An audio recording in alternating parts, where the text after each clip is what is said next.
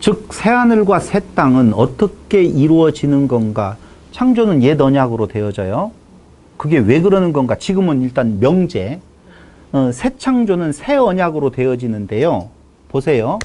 언약이라고 이야기를 했어요. 새 언약으로 새 창조가 이루어지고 옛 언약으로 창조가 이루어진다고 그랬잖아요. 근데 이 언약이라고 하는 말이 뭐냐면요. 쌍방 간의 합의에 의해 이루어지는 약속. 지금 제가 이야기하고 있는 건 네이버 사전에서 찾아본 내용을 말씀드리는 거예요.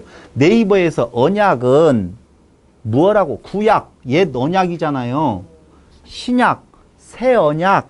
그래서 구약과 뭐라고요? 신약이라고 하는 건데 그 언약이라고 하는 것이 바로 창조를 이루는 중요한 요소라고 그랬어요. 근데 그 언약이 뭐냐면은요. 네이버로 보니까 쌍방 간의 합의에 의해 이루어지는 약속.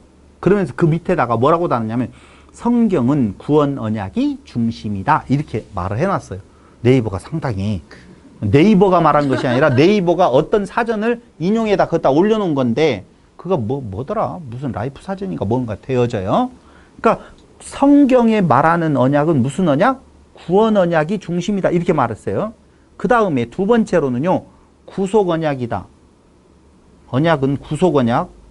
구원 언약이 중심이라고 나와 있는데 신명기 7장 6절로 8절, 시편 89편 3절로 4절 이 말은 여기에 보면은 언약은 무슨 언약? 구속 언약. 언약하면 뭐가 떠올라야 된다고요? 구속에 대한 내용이라니까요. 우리는 언약하면 자그마한 언약을 이루어 주시고 이 언약도 이렇게 이루어 주시고 이 언약도 이렇게 이루어 주시니까 이때에 그 다니엘을 통해서 언약한 것이 언제 이루어졌을까? 이런 거 찾느라고 바쁘잖아요. 안 찾아도 돼요.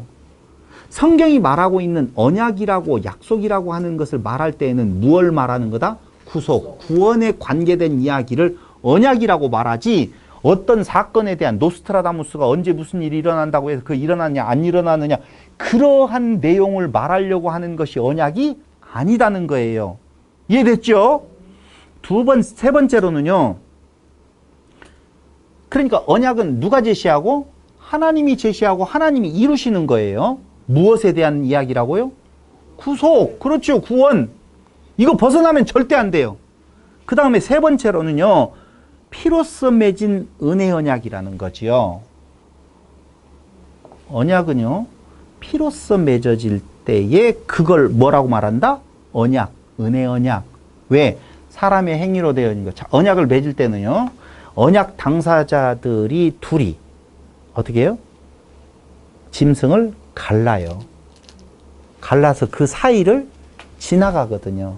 뭔 말이냐면 너와 내가 언약을 하는데 어겼었을 때는 이 짐승이 갈라진 것처럼 너도 갈라버린다 그 말이에요. 근데 아브라함과 언약할 때 하나님과 아브라함이 지나가요? 하나님만 지나가요? 하나님만 지나가요. 아브라함 안 지나가요. 그러니까 하나님이 제시하고 하나님이 이루셔요. 다시 말씀드리면 내가 이 언약을 지키지 아니했었을 경우에는 무엇 하겠다는 거예요? 내가 잘내지겠다는 거예요. 어이 무서워라. 근데 진짜 어디에서도 나오면 마태복음에서도 24장에 보면은요. 25장인가? 둘로 갈라버리는 역사가 나오네요. 마지막 끝날에 보면은요. 있어요. 그거 나와요. 맷돌 뭐 어쩌고 저쩌고 나오면서 갈라버린다라고 하는 말이 그런 의미예요. 언약을 파기한 자의 당하는 결과는 뭐라고요? 갈라짐이에요. 그래서 피로써 맺은 은혜 언약이다. 출애굽기 24장 6절로 8절, 9장 18절로 19절, 출애굽기 19장 5절로 6절, 예레미야 7장 23절, 에스겔서 16장 60절, 호세아 8장 1절에 보면 언약은 뭘로 맺는다? 피로써 맺는다. 갈라서 피를 흘림으로 그 핏뿌림으로 언약이 맺어지는 거예요. 굳이 지금 성경 구절을 이야기 안 하는 이유는 알겠죠? 집에서 찾아보세요. 찾아보세요. 세 번째, 오직 하나님에게 언약의 원인, 이유, 결과가 있다. 언약을 맺으실 때 하나님과 사람과 맺은 언약은요. 절대 사람에게 어떤 동의를 구한다든가 그 이유, 결과에 대한 내용을 전혀 책임지어주지 않아요. 그러니까 성경이 말하고 있는 옛 언약이든 새 언약이든지 간에 그 언약의 원인, 이유, 결과가 누구에게 있다고요? 하나님 당신이 독단적으로 하는 사역이라고 하는 거예요. 그건 어디에 나와 있어요? 에베소서 2장 1절로 22절, 히브리서 13장 20절로 21절. 그거 하나는 찾아봐야 될 거 아니에요. 히브리서 13장 20절. 여기 히브리서 아주 중요해요. 13장 20절로 21절.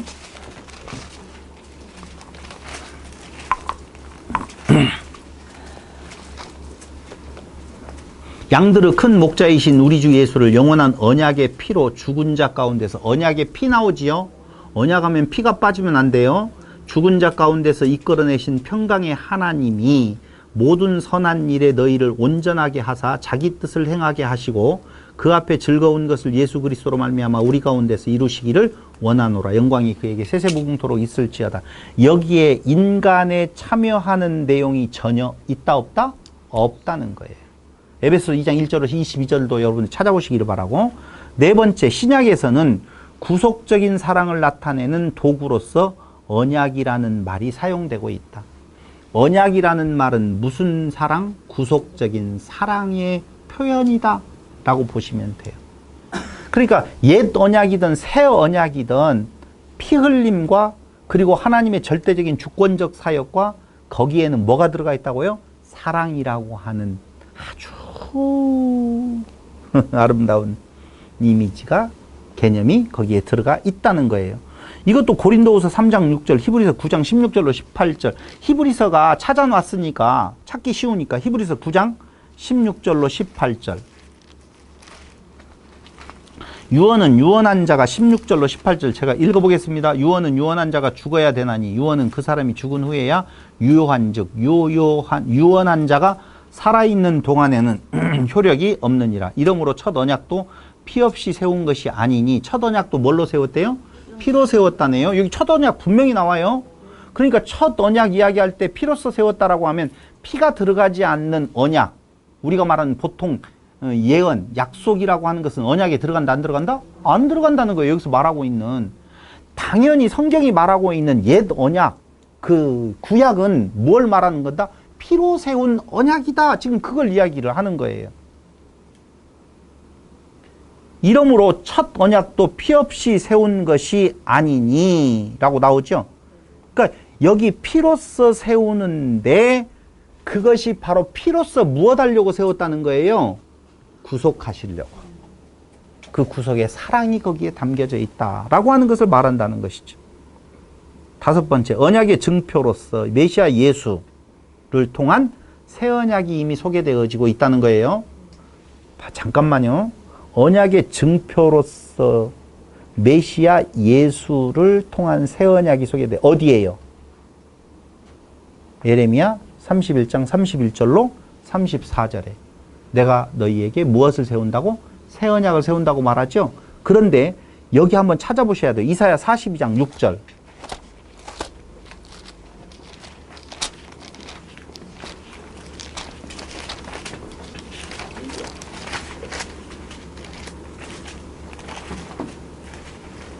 나 여호와가 의로 너를 불렀은즉 내가 네 손을 잡아 너를 보호하며 너를 세워 백성의 언약과 이방의 빛이 되게 하리니. 이렇게 나오잖아요. 지금 이사야 42장 6절에 보면, 42장 6절에 보면 나 여호와가 의로 너를 불렀은즉 내가 내 손을 잡아 너를 보호하며 너를 세워 백성의 언약과 이방의 빛이 되게 하리니. 이게 지금 주의 종에 대한 예언이잖아요.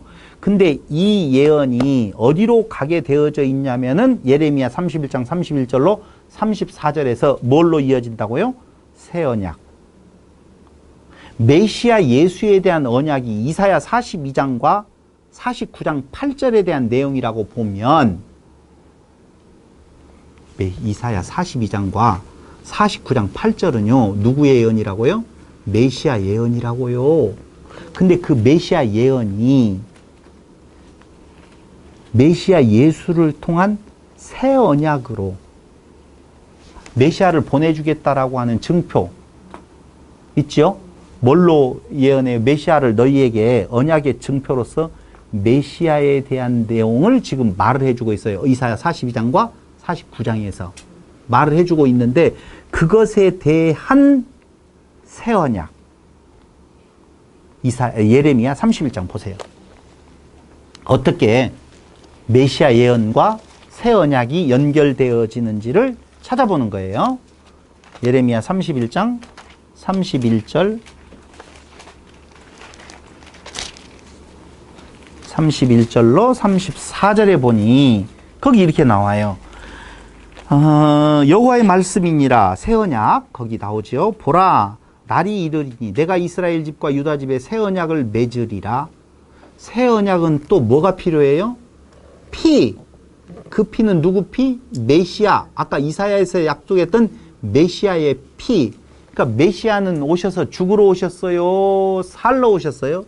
죽으러 오셨어요. 문선명이가 예전에 조선일보, 중앙일보, 동아일보 여기에다가 대문짝만하게 전면에다가 누가 예수를 죽기 위해서 왔다고 말하는가라고 광고를 냈다고요. 살기 위해서 왔는데 실패했다는 거예요. 그래서 그것을 대신해주는 제2의 메시아 누구? 문선명. 이렇게 이야기를 했었는데 아까 메시아를 보내주겠다라고 하는데 그 메시아가 와서는 무엇을 한다고요? 피 흘려. 피 흘려서 무슨 언약? 새 언약의 증표가 되신다는 거예요. 그러니까 이사야의 예언이 예레미야의 새 언약하고 지금 연결되어져서 다시 한번 보세요. 31절 여호와의 말씀이야. 보라 날이 이르리니 내가 이스라엘 집과 유다 집에 새 언약을 맺으리라. 이 언약은 내가 그들의 조상들의 손을 잡고 애굽 땅에서 인도하여 내던 날에 맺은 것과 같지 아니할 것은 이거 무슨 언약? 옛 언약. 옛 언약은 한자어로 말하면 구약. 이때 구약은 말라기까지를 말하는 것이 아니라 정확하게 말하면 모세 오경. 모세 오경 안에서 피로 속죄의 의미, 구속. 그게 새 언약이라 그 말이에요. 내가 그들의 남편이 되었어도 그들이 내 언약을 깨뜨렸음이라. 여호와의 말씀이니라. 옛 언약을 그들에게 주었는데 그래서 그들의 남편이라고 했는데 어떻게 했어요? 깨버렸다 그 말이에요. 깨버렸어요. 그러니까 계속 다시 반복적으로 동물이 죽어야 되고 그 핏부림이 있어야 되고 동물이 죽어야 되고 그 핏부림. 출애굽을 할 때 동물이 죽어야 안 죽어요? 죽어요. 그 핏부림으로 말미암아 죽음의 그림자가 패스오버 넘어가지요. 6월절 넘어가잖아요. 효과를 봤단 말이에요. 우리는 뭘로 생각을 하냐면 자꾸자꾸 그 핏부림을 예수의 핏부림이 거기에 있었기 때문에 안 죽었다 이렇게 생각을 하는데 아니요. 첫 번째 언약은요. 구약은요. 동물의 피를 뿌려서도 효과를 봤다 안 봤다? 봤다는 거예요. 그런데 그게 영원한 속죄가 아니기 때문에 매번마다 죄 지을 때마다 매번 드려져야 된다 그 말이에요. 그래서 혹시 놓칠까 봐 매일 드리고 매주 드리고 매달 드리고 1년에 드리고 그 내용. 그러니까 우리가 불안하잖아요. 어떻게 되어져요? 마침 죄를 지었는데 피 뿌리지 아니하고 죽어버렸어. 그러면 큰일 나잖아요. 그 큰일 날 일을 없도록 만드는 것이 거룩하신 피로 단번에 드리는 제사, 핏부림. 그게 무슨 언약? 새 언약. 예수님의 피로 드리는 내용이에요. 그게 새 언약이. 그러니까 새 언약을 누군가가 이룬다는 것이 아니에요. 그걸 잘못 구약을 전체적으로 구약으로 봐서 예수가 이루고 신약은 예수님이 말한 것으로 누군가 이루어야 된다는 그 말이 아니고 옛 언약 구약은 동물의 피로 드리는 거고 새 언약은 예수 피로 이루어지는 것을 새 언약이라고 말을 하는 건데 새 언약을 이루어야 된대요. 새 언약을 이루는 것이 아니 구약은 동물 피로 새 언약은 예수 피로가 맞지. 거기에 뭔가 그러니까 우리가 그 언약 성취라고 하는 내용이 어렵다는 말은 무엇을 위하여서 예수가 아니 하나님이 여호와이라는 사실을 증명하기 위해서는 약속하고 이루고 약속하고 이루고 약속하고 이루고 계속 그걸 찾아가잖아. 그거 성경에서 뭐 약속한 것만 나와라. 이건 틀림없이 이루어졌어. 여기에 봐봐. 여기 약속 나오지? 또 여기 가서 이루어진다? 근데 안 이루어진 것도 많거든. 이루어졌다라고 하는 내용이 안 나오는 것도 많단 말이에요. 근데 그건 넘어가. 그러니까 10명 중에 1명 맞추면 맞춘 놈만 계속 모아놓고 다녀? 간증하고 다니니까 다 된 줄 알아. 9명은 정성이 부족해서 호박떡이 설었다라고 더 열심히 하고. 그런 일들을 누가 묻었느냐 이거예요. 이 내용이 구약과 신약이라고 하는 내용을 가름하는 핏부림. 알겠죠? 하나님의 전적인 사역이라고 하는 내용. 구원에 대한 이야기다. 그것은 당연히 그 구약과 신약은 옛 언약과 새 언약이라고 하는 것에서 그 동물 제사, 예수로 드리는 제사, 그것만을 말한다. 근데 그것을 제로 의미 없어요. 정말 그림자와 실체라고 하는 개념이 그걸로 아니 되어지니 무엇이다? 온전한 것으로 드려지는 부분에 대한 내용이에요. 그러니까 그때는 그림자로 드렸기 때문에, 그럼 그때 그 그림자로 드리는 분은 예수를 바라보고 드렸기 때문에 그들도 지금 구원 받았다는 거 아니에요. 짐승의 핏부림으로 그 율법 안에 있었던 존재들은 다 구원 받았어요? 못 받았어요?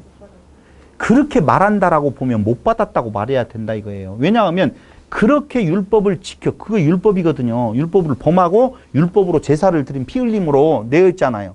그러면 그렇게 되어진 자들을 어떻게 독사 새끼들이라고 말하냐 이거예요.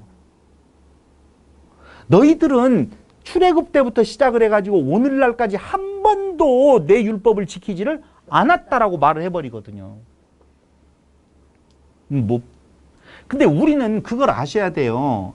이거 정말 중요한 결론인데, 그 창조는요, 사람 창조라고 이야기할 때 인간 세계 전체와 인간 세계 전체를 말하면은 그것도 이야기이지만 개인이에요. 그러니까 그 예수님의 재림의 때 안다 모른다? 모른다. 이따 이야기할 거예요. 모른다. 몰라요. 모르네. 그럼 지금 재림이 2000년이 지났는데 안 왔잖아요. 또 2000년이 지난 뒤에는 올까요? 근데 뭘 깨어있어. 틀림없이 안 오는데 내가 아주 작정을 하고 말씀을 드리면 하나님 죄송해요. 작정을 해서 내가 죽을 때까지는 예수님 짠짜자잔 하고 안 오실 것 같아. 근데 뭘 깨어있어. 그냥 자고 있어도 되지. 다 자고 있었어요. 열처녀들은. 그런 말 아니라는 거죠. 도적같이 임한다고 그러죠. 우는 사자와 같이 우리를 훔쳐 잡으려고 하죠. 어떻게 해요? 이렇게 살아서 되겠니? 순간순간 우리를 넘어뜨려요.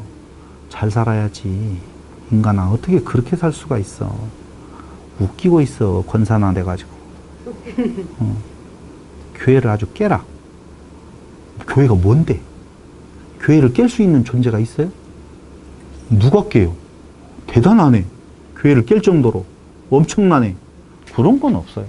그러니까 인간 집합체, 그걸 그 교회로 생각을 하니 그런 일들이, 그런 말들이 생겨난다 그 말이죠.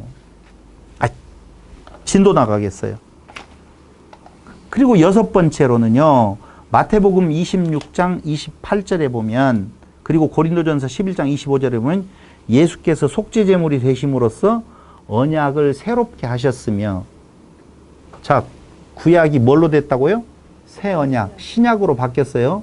그 구약 신약을 이제까지 알았던 개념 아니에요.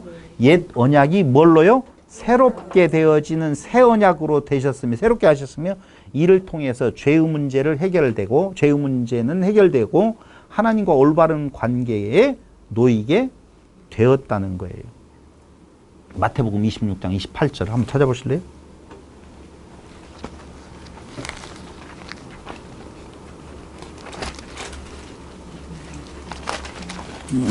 마태복음 26장 28절.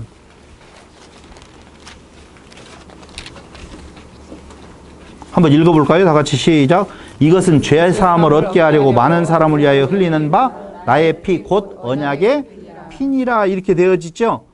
그래요. 속죄제물이 되셔서 언약을 새롭게 하셨으면 이를 통해 죄의 문제가 해결이 되었어요. 죄의 문제가 해결이 되어지면 하나님과 올바른 관계에 놓이게 된다는 거예요. 히브리서 7장 22절 제가 혼자 읽고 말할게요. 22절을 읽어보면 이렇게 나오네요. 이와 같이 예수는 더 좋은 언약의 보증이 되셨느니라. 더 좋은 언약, 새 언약. 뭘로 되었다고요? 핏부림. 예수님이 십자가에 죽으심으로 말미암아 그렇게 되어졌어요. 근데 이게 고린도후서 3장 6절로 18. 히브리서만 보지요. 히브리서 8장 6절로 13절. 그러나 이제 그는 더 아름다운 직분을 얻으셨으니 그는 더 좋은 약속으로 세우신 더 좋은 언약의 중보자시라. 저 첫 언약이 무음하였더라면 둘째 것을 요구할 일이 없었으려니와 그들의 잘못을 지적하여 말씀하시되라고 쭉 나오잖아요. 6절부터 13절까지 보면은 내가 이스라엘 집과 유다 집과 더불어 새 언약을 맺으리라. 또 주께서 이르시기를 이 언약은 내가 그들의 열조의 손을 잡고 애굽 땅에서 인도하여 내던 날에 그들과 맺은 언약과 같지 아니하도다. 그들은 내 언약 안에 머물러 있지 아니하므로. 안 머물러 있었대요. 안 머물러 내가 그들을 돌보지 아니하였노라. 또 주께서 이르시되 그날 후에 내가 이스라엘 집과 맺을 언약은 이것이니 내 법을 그들의 생각에 두고 그들의 마음에 이것을 기록하리라. 이게 어디에 기록된 거예요? 신비. 어디에? 첫 언약은 어디에? 돌판에. 새 언약은 어디에? 신비. 예. 내 법을 그들의 생각에 두고 그들의 마음에 이것을 기록하리라. 나는 그들에게 하나님이 되고 그들은 내 백성이 되리라. 또 각각 자기 나라 사람과 각각 자기 형제를 가르쳐 이르기를 주를 알라 하지 아니할 것은 왜요? 왜요? 하나 됐으니까 뭘 알라고 그래요? 하나가 되어져 버렸는데. 떨어져 있으면 알라 한다 이거예요. 근데 알라고 할 때 알아져요? 안 알아진다니까. 방법 딱 하나밖에 없어요. 하나 되어져야만이. 그러면 이제 신이에요, 인간이. 신이에요, 이거. 알라 하지 아니할 것은 그들이 작은 자로부터 큰 자까지 다 나를 알미라. 이 안다라고 하는 말이 알다라, 알다. 히브리 말로 말하면 야다. 야다는 동치마다. 동치마다는 한 몸이다. 그 말이에요. 내가 그들의 불의를 긍휼히 여기고 그들의 죄를 다시 기억하지 아니하리라 하셨느니라. 이렇게 나오잖아요. 그죠? 새 언약이라 말씀하셨음에 첫 것은 낡아지게 하신 것이니 낡아지고 쇠하는 것은 없어져 가는 것이니라. 그러므로 구약 피로 세운 언약은 없어져 가고 무엇이 되어서?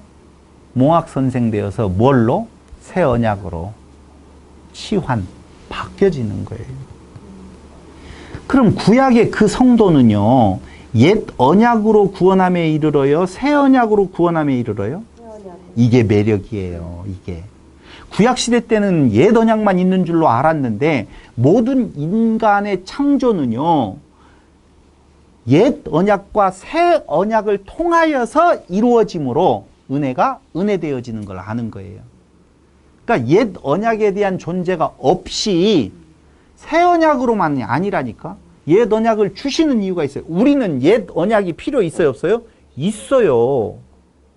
아, 필요 있다는 말은 핏불이라는 말이 아니라 그 옛 언약의 존재를 통하여서 새 언약 안에 있는 내가 그리스도 안에서 하나님과 하나됨의 은혜를 마음껏 누리는, 그게 뭐라고요? 일곱의 안식의 상태가 되어지는 거라, 그 말입니다.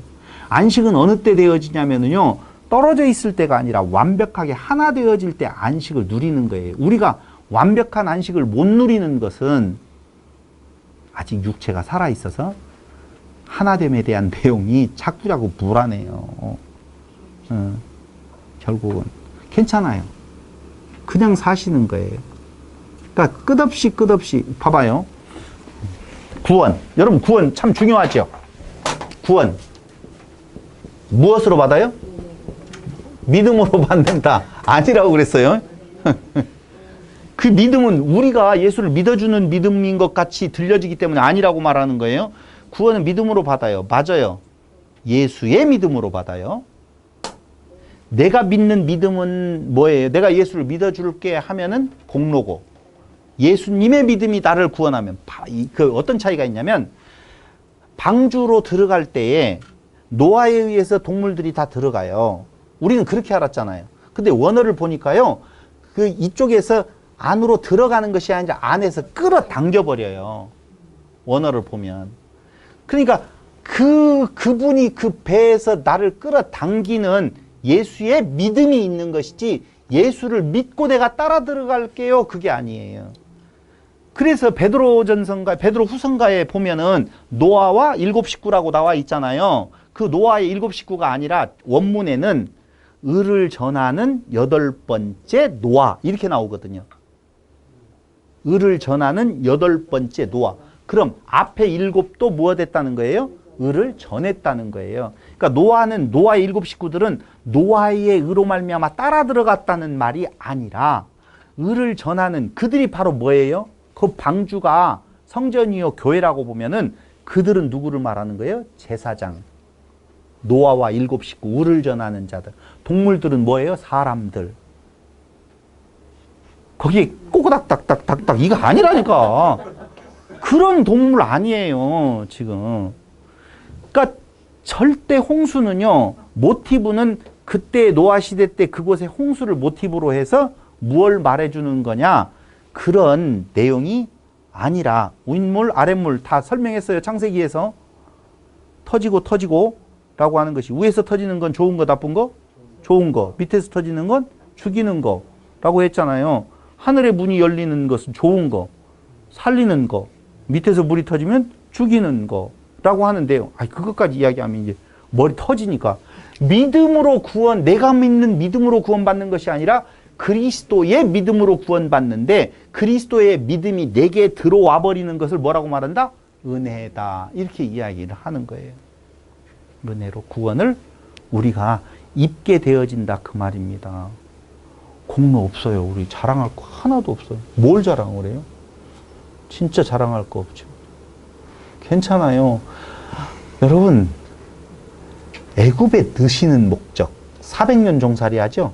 광야에 40년이죠. 사라고 하니까 땅의 숫자라고 그랬잖아요. 이 넷, 40, 400, 4로 연결되어지는 건 땅의 숫자인데요. 그때의 그 고난은 한마디로 말하면 무엇하라는 거예요?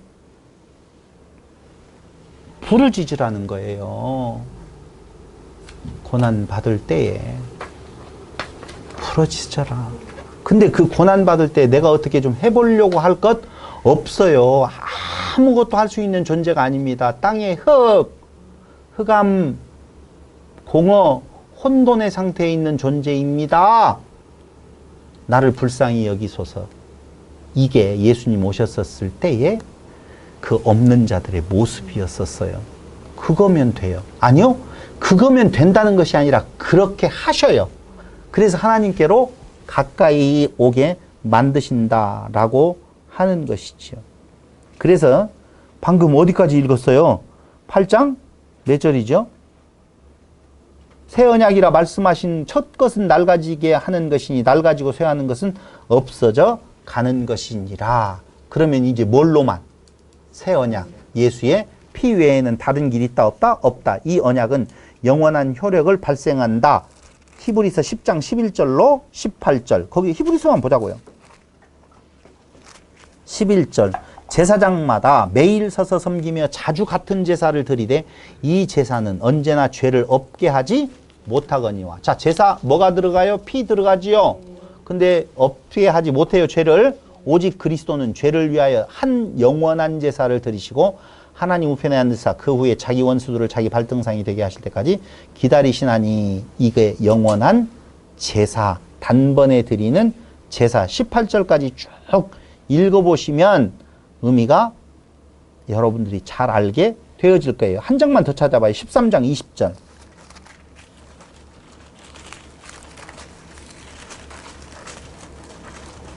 양들의 큰 목자이신 우리 주 예수를 영원한 언약의 피로 죽은 자 가운데서 이끌어내신 평강의 하나님이, 이렇게 나오죠? 그래, 맞아요. 영원한 언약의 피, 영원한 효력을 발생한다.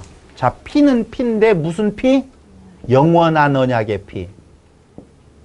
언약 아시죠? 뭘 떠올리면 되어져요? 맞아요. 피 흘림. 그러니까 영원한 언약의 피가 결국은 우리에게 있어서 영원한 효력을 발생하기 때문에 다시 짐승 드려 제사 드리는 일이 필요가 없다라고 하는 거예요. 그게 예수를 믿는 것이 아니라 예수의 믿음. 왜 예수님이 이 땅에 오셨어요? 우리를 방주로 끌어당겨 버리려고. 그렇다. 그 흡입력이 어느 때에 쫙 빨려 들어가느냐? 내 의가 없습니다. 무엇을 통하여서? 율법을 통하여서. 근데 그 율법이 그 구약에 그 모세에게 주었던 율법보다도 무슨 율법이? 무슨 법이? 예수님의 법이. 여러분, 우리는 예수님의 법은 지킬 수 있다고 생각하는 사람들이 많아요. 예수님의 법은 더 어려워요. 구약의 모세를 통해서 주었던 하나님의 법은요, 살인하지 말라. 살인한 사람 손 들어봐요. 여기서 한 사람도 없을 거요? 나 아는 사람 있어요. 저 누리원이라고. 어떻게 하다가 친구가 어쩌고 술 먹고 있는데, 휘둘렀는데 죽어버렸잖아요. 엊그저께 나왔어요. 그 사람 살인했죠? 여러분 살인했어요? 살인했어요. 안 죽였어요. 개미 새끼 한 마리도 더 힘들어요, 이거. 아유. 개미는 어제 죽였네. 아, 그래? 여러분, 살인하지 말라고 하는 모세의 율법은요, 지킬 수 있는 것 같아요. 근데 우리는 모세의 율법은 못 지키고 예수님의 법은 사랑하라고 했으니까 지킬 수, 어린 반푼어치도 없는 이야기예요. 예수님의 법은요, 뭐라고 이야기해요? 미워도 말으라는 거예요. 그러니까 우리는요, 법이 이야기해야 될 때 예수님이 말했으니까 미워하지는 말아야, 천만의 만만의 말씀이라니까요. 성인군자 많아요. 그게 아니에요. 예수님의 법은 우리를 더욱더 은혜 가운데로 몰아가는 거예요. 이게 법이라고 하는 것은 너 포기하라는 거예요, 여러분. 구약의 모세의 율법은요, 적게 포기해. 그것이 누구 모습이에요? 이스라엘의 모습이에요. 조금 난 지켰어요. 이렇게 덤볐잖아요. 지켜? 내가 율법을 온전케 하러 왔다. 진짜 온전한 율법 한번 볼래? 온갖 것을 항상 행하지 아니하면 범했다 타. 그런데 무엇을 어떻게 온갖 것을 항상? 살인하지 말라? 아니. 미워도 마라. 간음하지 말라? 아니. 음욕도 품지 말아라. 도적질하지? 아니. 탐심도 갖지 말아라. 어떻게 안 해, 그걸? 그러니까 또 병신들은 또 내가 탐심 또 안 가져보려고 노력한다? 아이고, 앓으니 죽어요, 아주. 그래서 적어도 예수 믿는 사람이라고 보면 이렇게 노력은 해. 성경은 이렇게 노력하라는 말 한 군데도 없어요. 그렇게 온갖 것을 항상 행하라고 말하고 있지, 조금 노력을 좀 해봐. 어차피 구원받았으니까 그런 노력은 좀 해봐야 될 거 아니야. 어림. 다 같이 시작. 반푼어치도 없어요. 진짜 어림. 반푼어치도 없는 이야기예요. 포기하셔요. 괜찮아요. 그냥 사셔요. 뭘 잘났다고요. 잘난 거 하나도 없어요. 뭘 배려하고 어쩌고요. 그러니까 막 악하게 그냥 막 그렇게 살고 싶으면 사시라고요. 내가 뭐 어떻게 하라고요. 아니요. 진짜 착하게 살아야 되죠. 감옥 안 가려면. 남들은 칭찬 받으려면 잘 살아야 되지요. 그게 인간끼리의 약속이거든요. 그걸 통하여 사는 걸 가지고, 하나님이 뭔 돈이 부족해서 교회에다 돈 내라고 해놓고 많이 낸 놈 훌륭하다. 아이고, 넌 왜 이렇게 많이 냈냐. 이놈아. 너 내놓고 으쓱하고 있는 걸 보니까 됐다, 이놈아. 불은 내놔서 안 가겠다. 도둑질한 것은 11조를 내야 돼요, 안 내야 돼요? 별 참나, 정말. 아이고, 내고 싶으면 내시고 말고 싶으면 내셔요. 여러분, 매임에서 해방을 주려고 하는 것이 아니라니까요. 진리는 그게 아니라는 거예요. 성경이 말해주고 있는 것은요, 새 언약은 예수의 피로만 되어진 것이지 인간의 의가 하나도 0.00001%도 가입할 수가 없다라고 하는 내용을 지금 히브리서 기자가 봐라, 동물의 피로도 이렇게 그때 당시에 죄 용서가 구원받았다고 말하는 거예요. 죄 용서가 있는데, 그래서 무엇을 봐요? 하나님을 뵙잖아요. 하나님을 보고 그와 더불어 먹고 마시고, 봐봐요. 하나님을 뵙고 그와 더불어 먹고 마시는데 하나님이 잡수시는 걸 먹었을까요? 인간이 먹는 쇠고기를 먹었을까요? 그러니 이런 것들이 우리는 상상이 안 되는 거예요. 정말로. 거기에서 말해주고 있는 내용이, 그 뵙고 거기서 먹고 마셨더라. 갑자기 하늘에서 만나가 내려왔을까요? 소고기가 내려왔을까요? 메추라기가 내려왔을까요? 제가 미루어 짐작하건데 만나라니까. 왜요? 거기서 안 죽는 것은요, 딱 하나밖에 없어요. 하나 돼요. 그러니까 잠시 하나 돼요. 뭘로? 짐승의 피로. 근데 그리스도의 피는 단번에 죽으심으로 완벽한 하나됨. 그래서 에베소서에서 통일되게 하심, 통일이라고 하는 내용이 아나케팔라이오마, 이 중요한 단어라서 여러 번 쓰는 거예요. 하나됨, 알게 되었다라고 하는 것을 말씀해 주고 있는 거예요. 자, 그렇다면 이제 지금까지는 구약과 신약이라고 하는 내용, 단어를 설명하기 위한 밑바닥이었었어요. 그럼 진짜 이제 구약과 신약을 들어가기 위하여서 히브리 말의 언약이라는 말은 우리가 잘 알고 있는, 다 같이 시작. 아니요, 디브레 하베리트가 아니라 베리트. 언약. 베리트 했잖아요. 사전적인 히브리 사전에서 베리트는 언약이라는 단어예요. 근데 베리트하고 베리카, 복하고는 전혀 그 어원이 다릅니다. 똑같지 않아요. 똑같지 않아요. 전혀 달라요. 상관없어요. 또 그렇게 알았었잖아요. 네, 정리해서 말씀드리면 이 베리트라고 하는 언약은 이런 뜻이에요. 베리트라고 하는 단어는 자르다, 죽이다, 희생물을 둘로 자르고 그 사이를 언약 당사자들이 지나감으로써 만약 언약을 파기할 시에는 이 짐승 같은 죽음으로 너희가 죽을 것이다 라고 하는, 죽음을 면치 못할 것임을 서로 확인하는 데서 비롯된 말이 히브리 단어에 뭐라고요? 베리트라는 언약이라는 단어예요. 그러니까 베리트라고 하는 언약이라는 단어는 자르다, 죽이다, 희생, 둘로 가르다라고 하는 뜻을 가지고 있다 그 말이에요. 그러니까 언약은요, 생명을 단보로 한 엄숙한 약속이라는 거예요. 창세기 9장 9절, 출애굽기 6장 4절, 신명기 5장 2절에 보면은 그렇게 나와요. 됐지요? 그렇다라고 보면 그 베리트라고 하는 단어가 언약이라는, 성경이 말하고 있는 언약으로 쓰이는데 그 언약이라는 단어로 해석되어질 수 있는 히브리어 말에는 사파크라는 단어도 있어요. 5606번. 그건 손으로 손바닥 때리다, 손바닥을 치다, 계약을 맺거나 서약하다. 이사야 2장 6절에 언약이라는 걸로 해석이 되어지는데 별로 중요하지 않다. 이렇게 다양하게 쓰일 수 있다. 신약에서는요, 베리트하고 거의 같은 의미로 사용되어지는 언약이라는 단어가 있으니 그 언약이라는 단어는 디아데케. 들어봤죠? 디아데케라는 말은 가끔 쓰거든요. 목사님들이 어떤 내용의 설교할 때. 그럼 이 디아데케라고 하는 말은요, 뭐냐? 유언, 언약. 인간을 통한 하나님 편에서의 일방적인 약속이나 계약을 의미하는 거예요. 뭐가요? 디아데케. 그러므로 히브리 말에서는 베리트, 헬라어에서는 디아데케. 이 두 개가 언약이라는 단어로 쓰인다. 이렇게 보시면 돼요. 에판겔리아, 쉰티레미 이런 단어들이 언약이라는 단어로 쓰여지고 있는 헬라 말에 또 있지만 그건 여기에 내가 다 했지만 중요하지 않다.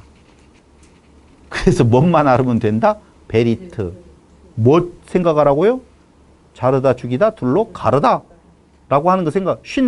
디아데케는요, 히브리서 9장 16절로 17절에서는요, 유언이라는 의미로 사용되어서 유언한 자가 죽을 때에 효력이 발생하듯 예수께서 언약을 이루기 위하여 피 흘려 죽으셨음을 설명하는데요. 잘 들어야 돼요. 새 언약, 신약이라고 번역되어진 새 언약은요, 예수님의 무엇과 관련되어 있다고요? 죽음과 관련되어 있어서 그 언약의 효력 발생은 언제 되어진다고요? 죽을 때. 그러니까 예수님께서 죽으실 때에 그 언약 발생이 되어지는 거예요. 핏부림으로 예수님의 피가 흘려짐으로 말미암아 그 언약 발생이 효력이 있다. 그럼 새 언약은 효력이 언제 일어나요? 예수님이 세례받을 때가 아니라 어느 때요? 죽을 때 일어나는 거예요. 무엇로 증거한다고요? 피로 증거한다. 도장을 찍잖아요. 언약을 세우면. 그렇죠? 그건 누구 피? 동물의 피. 옛 언약은. 새 언약은 누구 피? 예수 피. 예수 피 쏟아질 때의 그 내용이 이루어진다라고 보시면 돼요. 그래서 히브리 성경에서는요, 보세요. 그러면 이제 옛 언약, 히브리가 말하고 있는 옛 언약이라고 하는 것이 도대체 뭘 말하는 건가? 원래 구약 성경은요, 세 부분, 히브리 성경은요, 세 부분으로 나누는데 토라, 율법서, 네비임, 예언서, 케투빔, 성문서 이렇게 되어 있어요. 순서가. 토라, 네비임, 예언서예요. 케투빔, 성문서.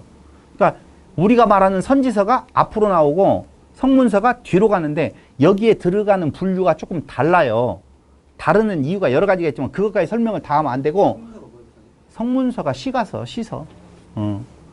시서에 들어가는 것이 우리가 쓰고 있는 구약 성경에 대한 내용하고는 좀 다르지만 거의 비슷하니까 히브리인들은 그 구약 성경, 우리가 말하고 있는 내용을 구약이라는 말로 쓴 적이 있다 없다? 없어요. 그럼 어떻게 불렀다고요? 토라, 네비임, 케투빔. 이거 앞자를 따가지고 타나크라고 불렀거든요. 타나크의 의미는 별 의미는 없어요. 그냥 앞글자만 따서. 그러니까 히브리 성경은 부르는 명칭이 뭐예요? 타나크. 다른 명칭 하나가 있는데 지금 안 떠올라요? 그것도 많이 써요. 이 타나크라고 하는 것과 그 글자하고 쓰이는 것이 학자들이 쓰느냐 일반인들이 쓰느냐에 따라 달리 쓰는데 중요한 건 그걸 말하려고 하는 것이 아니라 히브리 성경은 셋으로 나눈다. 하나, 토라. 토라는 뭐야고요? 율법이라고 하는 내용이고 율법서, 네비임, 예언서, 케투빔, 성문서라고 나누는데요. 이 히브리 성경에 이 세 가지로 구분되어져 있는 것을 히에로니무스라고 하는 제롬이라는 사람 들어봤잖아요. 이 제롬이라는 사람이 AD 347년에서 420년까지 살았던 사람인데 이 사람에 의해서 창세기에서 말라기를 뭐라고 부르자? 구약이라고 부르자라고 해서 부르기 처음 시작한 것이 주후 347년. 아니 그때 태어났으니까 그 어느 때인가 있어요. 347년에서 어디 4세기에 부르기 시작했어요. 근데 이 제롬은요. 히브리 성경을 라틴어로 번역한 사람인데요. 그 구약이라고 하는 것이 정확하게 히브리 말로, 헬라 말로 이야기하면 웹투스 테스터먼툼. 웹투스 테스터먼툼. 이게 제가 글자는 안 쓸 거예요. 영어같이 생겼는데 테스트먼툼 그렇게 말해요. 웹투스 테스트먼툼이라고 발음하는데요. 웹투스는 옛, 테스트먼툼은 언약이라는 말이거든요. 그 유언이라는 뜻이 있는데 그래서 구약은 옛 언약이다라고 할 때의 그 옛 언약은 시내산 언약을 말하는 거예요. 히브리서 9장 1절 보셔요. 히브리서 9장 1절. 첫 언약에도 섬기는 예법과 세상에 속한 성소가 있더라. 이 첫 언약이 바로 무슨 언약이라고요?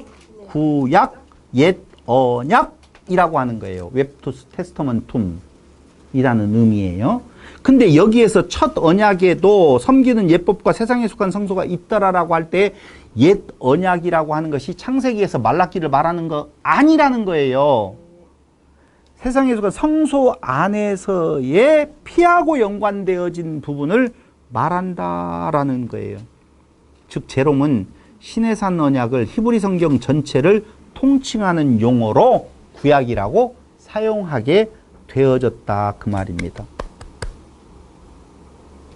시내산 언약을 무슨 언약? 옛 언약이라고 말하는데 그 옛 언약을 창세기에서 말라기까지의 내용을 통칭하는 말로 그냥 구약, 옛 언약이라고 부르자 이렇게 제안해서 그때부터 구약이라고 불러졌지 그 전에는 옛 언약이 있다 없다? 없다. 왜 이 말씀을 드리냐면 히브리서가 쓰여지게 되어지는 것은 주 4세기예요? 아니에요? 아니에요. 그 앞에 쓰여졌다고요. 옛 언약이 없는 게 아니라 구약이 없었다라는 말씀이에요. 조금 전에 말씀하신 구약이라는 단어가 없었던데 옛 언약이라는 지금 내용이잖아요. 그러니까 이 옛 언약을 풀면 구약이잖아요. 옛, 구, 약, 언약 이렇게 지금 이걸 이렇게 해서 만들었어요. 구약이라고. 근데 이 구약은 사실은 정확하게 히브리서 내용으로 보면 옛 언약이에요. 옛 언약은 창세기에서 말라기까지가 아니라 피로 드려지는 모세 언약 안에서의 피하고 연관되어진 부분을 의미한다 그 말이에요. 그래서 옛 언약을 이야기할 때는 굳이 넓게 말하면 모세 오경을 의미해요. 모세의 율법과 그 다음에 시와 그 다음에 선지가 말했다 나에 대해서 뭐 이렇게 이야기하잖아요. 그렇게 예수님도 표현을 해요. 구약에서 나에 대해서 말했다 이렇게 말 안 한다니까. 그렇게 표현을 하는데 제가 이야기하는 건 뭐냐면요. 이 옛 언약이라고 하는 단어를 쓴 것이 지금 히브리서에 나오잖아요.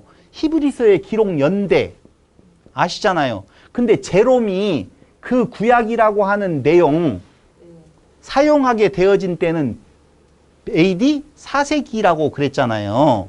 그럼 4세기 때에 이때 불려지는 건데 히브리가 말하고 있는 옛 언약이 제롬이 말하고 있는 구약일 리는 있다 없다? 없다. 지금 그 이야기를 하는 거예요. 왜 이렇게 어렵냐 내가? 잘생긴 인간이 말은 어렵게 하네. 쉽게 들으시면 돼요. 고마워요. 그러니까 절대 지금 우리들이 생각하고 있는 그 구약과 옛 언약은 차이가 있다라고 하는 거예요. 철저하게. 그래서 구약 하면은 지금은 창세기에서 말라기를 말하고 있지만 히브리서에 말하고 있는 옛 언약은 모세오경 안에서 피로 드려지는 제사. 무엇하고 연관되어져 있다고요? 언약은 구속, 구원하고 연관되어져 있다는 거예요. 그러면 그 구원, 구속은 구약에서는 뭘로 되어진다? 동물의 피로. 그러나 온전하지 못하여 계속적으로 돼요. 근데 오늘날 그 일을 신약교회가 한다니까요. 그러니까 신약교회가 그 일을, 그래서 뭐 하라는 거예요? 회개하라는 거죠. 계속 회개하라는 거죠. 단번에 드려지는 걸로 모든 죄가 사해졌는데 또다시 회개하고 또다시 회개하고 또다시 반성하고 또다시 반성하면 예수 피로는 부족하니 내가 좀 도와드리겠어요. 예수님 얼마나 고마웠겠어요. 나랑 놀아요. 이런 거랑 똑같다니까. 그런 거 하면 안 돼요. 그냥 이렇게 말을 하면 어떻게 또 생각을 하느냐면은, 아, 다 끝났어요. 예수님 피로. 그러니까 나는 그냥 니 나노 일일이야 니 나노. 여러분, 차이 딱 하나밖에 없어요. 저는 예수 믿어서 구원받는다라고 할 때 그 믿음이 내가 믿어야 될 어떤 행위, 그 다음에 이 구원받는 것이 내가 그래도 무슨 행위를 해야 된다라고 하는, 하나님은 동아줄을 내려주면 잡기는 내가 해야 된다라고 하는 그런 의미. 아니다, 내가 최선을 다해서 다 해야 된다라고 하는 그 의미. 그걸로 보면 구원의 확신이 들 수가 없어요, 여러분. 어디까지 해야 되는지도 모르고 어느 때에 어떻게 되는지 몰라요. 그런데 보세요. 구원이 논리상으로 이야기하는 거예요. 구원은 그렇게 되어지는 것이 아니라 무엇로 되어진다? 내 목 떼어내는 걸로 되어진다. 나 없음에 대한 고백으로 되어진다. 자, 이론이라고 그랬어요. 내가 나를 부인할 수도 없어요. 근데도 그냥 이론적으로 지금 말을 하는 거예요. 나를 부인하는 것으로 되어진다라고 할 때 나를 부인하는 것은 진짜 가능해요? 불가능해요? 제가 지금 이론적으로 이야기하면은요, 그게 쉽다니까. 그건 구원의 확신이 차라리 있을 수 있어요. 이렇게 내가 내 의를 챙겨가는 이런 놈이군요 라고 자기 고백성 드리는 것은요, 그래 한 번 해도 되잖아요. 난 정말 무익한 종입니다. 가능해요? 불가능해요?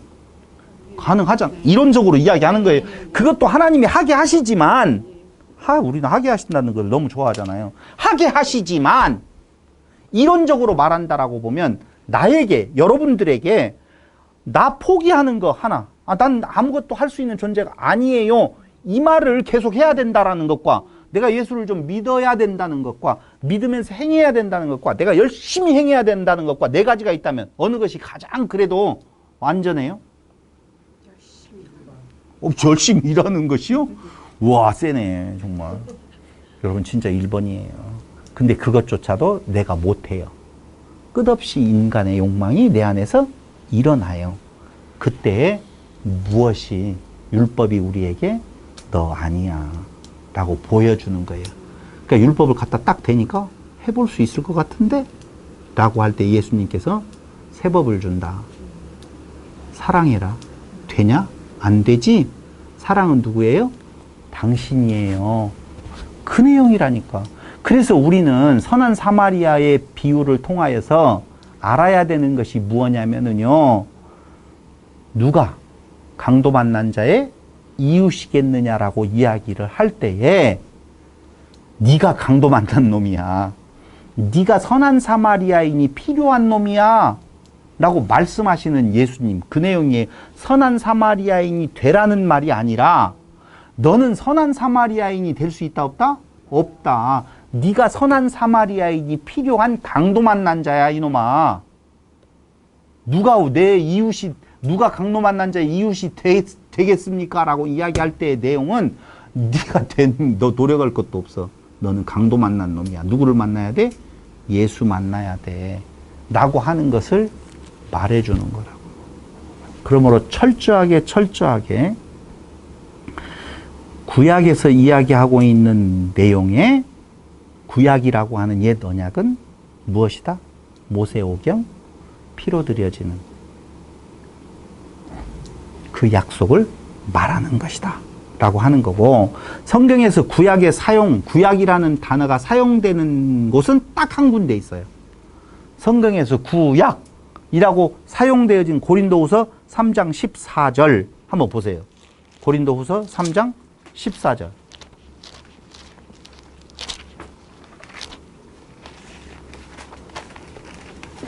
그러나 그들의 마음이 완고하여 오늘까지도 구약을 읽을 때 그 수건이 벗겨지지 아니하고 있으니 그 수건은 그리스도 안에서 없어질 것이라. 여기 구약이라고 나오죠. 이것이 뭐냐면은요, 펠라이오스, 늙은, 오래된, 팔라이에서 유래되었는데요. 옛적에, 이전에, 고대라는 뜻이에요. 약은 언약, 유언, 디아데케라고 하는 단어를 쓴다고 그랬잖아요. 그러니까 이전의 언약, 그러나 그들의 마음이 완고하여 오늘까지도 이전의 언약, 그게 무슨 언약이에요? 히브리서 9장 1절, 9장 18절에 나오는 무슨 언약? 첫 언약이에요. 한 번 다 구약이라고 하는 단어가 나오는데 그 구약은 우리가 알고 있는 창세기에서 말라기까지를 말하는 것이 아니라 무슨 언약? 첫 언약을 읽을 때, 다시 이야기해서 짐승의 피로 드리는 제사에 대한 내용을 읽을 때에 그 수건이 벗겨지지 아니하고 마음이 완고하여져서 아니하고 있으니 그 수건은 그리스도 안에 없어질 거죠. 그러니까 그 피로 드리는 제사를 내가 드림으로 하나님을 섬김으로 내가 의를 이루겠다라고 하는 내용, 그것이 아니다는 거예요. 누구를 말하는 거라고요? 예수를 말하는 거라고 하는 내용이지. 오늘까지 모세의 글을 읽을 때 수건이 그 마음에 덮였도다. 분명히 뭐라고 나와요? 모세의 글로 나온다니까요. 그래서 모세 오경에 대한 내용이 옛 언약, 구약이라고 말할 수 있어요. 모세의 글 아닌 것들은 옛 언약에 들어간다 안 들어간다? 안 들어간다는 거예요. 성경을 구분할 때 어떤 학자는 이렇게 구분해요. 모세오경, 역사서, 시가서, 선지서 이렇게 나오잖아요. 그러니까 모세오경에 해당되어지는 신약은 사복음서, 그 다음에 역사서에 해당되어진 건 사도행전, 그 다음에 시가서에 해당되어지는 것은 네? 서신서. 아, 왜 서신이 그렇게 안 나와? 서신동을 내가 아는데. 서신서. 그 다음에 선지서에 해당되어지는 것이 요한계시록. 이렇게 이야기를 하면서 역사서에 대한 내용이, 그러니까 모세오경이나 사복음서가 기초라고 보면 역사서에 대한 해설서가 뭐라고요? 시가서요? 선지서라고 말을 해요. 아니, 중요한 건 그 구분을 하려고 하는 내용은 진짜 아니지만 이렇게 성경이 다르다는 거예요. 그래서 구약, 옛 언약 할 때에는 모세오경, 모세오경은 그 안에 피로 드리는 제사, 이렇게 보시면 그게 옛 언약, 구약 이렇게 말할 수가 있다는 것이죠. 그래서 언약에는요, 피가 계약 당사자 양쪽에 필수적으로 뿌려져서 맺어지는데요, 히브리서 9장에서 이렇게 말하고 있어요. 아주 중요한 이야기, 정말 우리가 귀에 못이 박히도록 들었던 이야기. 히브리서 9장 18절로 23절에 보면 이러므로 첫 언약도 피 없이 세운 것이 아니니 모세가 율법대로 모든 계명을 온 백성에게 말한 후에 송아지와 염소의 피, 물과 붉은 양털과 우슬초를 취하여 그 두루마리와 온 백성에게 뿌리며 이르되 이는 하나님이 너희에게 명하신 언약의 피라 하고 또한 이와 같이 피를 장막과 섬기는 일에 쓰는 모든 그릇에 뿌렸느니라. 장막과 쓰는 모든 그릇도 다 우리가 성막론 이야기할 때 뭐에 해당된다고요? 사람이라고 그랬어요. 거기에 율법을 따라 거의 모든 물건이 피로써 정결하게 되나니 피 흘림이 없은즉 사함이 없느니라. 여기 아주 정말 중요한 이야기가 나와요. 사함, 속죄, 구속, 구원은 뭐라고요? 피 흘려야 된다는 거예요. 다른 방법이 없어요. 옛 언약은 동물의 피, 새 언약은 예수의 피. 옛 언약 동물의 피도 능력이 있어서 하나님 앞에 뵙고 먹고 마시는 일을 같이 할 수 있었다라고 말하는 내용이 출애굽기 24장 8절로 11절. 한번 보라는 거예요. 안 보면 안 되지. 이제 거의 다 끝났어요, 이제. 교재로는 2장 남았어요. 히브리서에 출애굽기 24장 8절. 출애굽기 24장 8절. 여기 모세가 그 피를 가지고 백성에게 뿌리며 이르되 이는 여호와께서 이 모든 말씀에 대하여 너희와 세우신 뭐니라? 언약의 피니라. 모세와 아론과 나답과 아비후와 이스라엘 장로 70인이 올라가서 이스라엘의 하나님을 보니, 봤어요 안 봤어요? 봤대요. 하나님 보면 죽는다고 되어져 있는데 봤대요. 그의 발 아래에는 청옥을 편듯하고 하늘과 청명하더라. 하나님이 이스라엘 자손들의 존귀한 자에게 손을 대지 아니하셨대요. 원래대로 하면은 손을 대셔서 죽어야 돼요. 근데 왜 안 죽었어요? 손을 왜 안 댔어요? 핏뿌림. 뿌렸어요. 그런데 피 뿌리고 볼 뿐만 아니라 그들은 하나님을 뵙고 뭐라고요?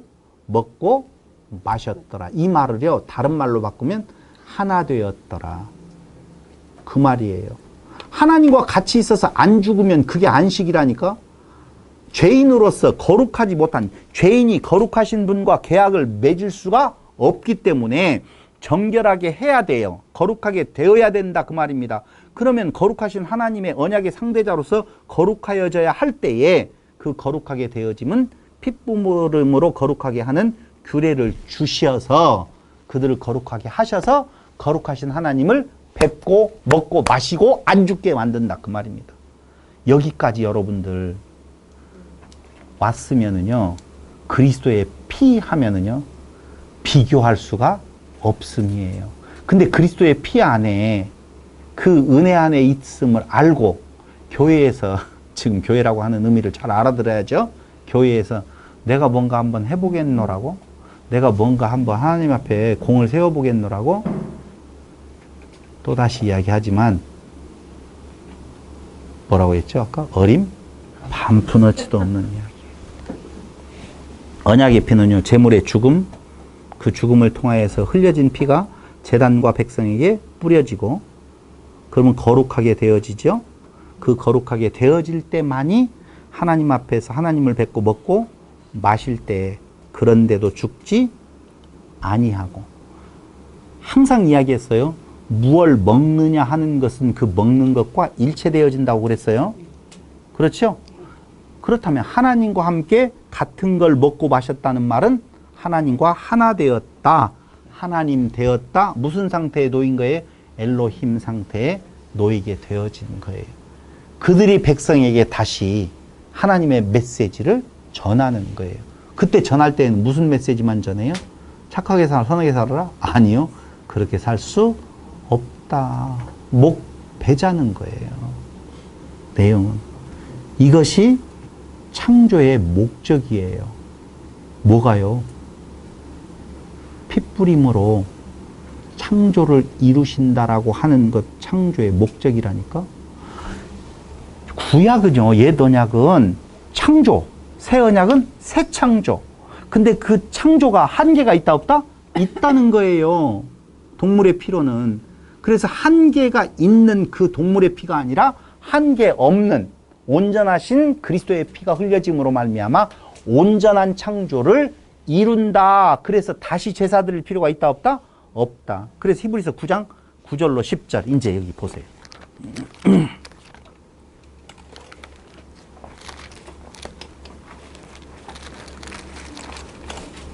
9절. 이 장막은 현재까지의 비유니 이에 따라 드리는 예물과 제사는 섬기는 자를 그 양심상 온전하게 할 수 없나니 이런 것은 먹고 마시는 것과 여러 가지 씻는 것과 함께 육체의 예법일 뿐이며 개혁할 때까지 맡겨둔 것이니라. 개혁 언제까지? 예수님 오셔서 이루실 때까지. 거기 그렇게 나오죠? 개혁할 때까지 맡겨둔 것이다. 근데 이제는 개혁의 당사자가 오셔서 그 피를 뿌려줌으로 말미암아 동물의 피로 아니하고 예수의 피로 온전한 새 창조를 이루었다라고 하는 거예요. 그 온전한 새 창조가 이루어지면 자, 좋은 거 뭐예요? 아까 안식이죠? 누구와 같이 있어요? 하나님과 같이.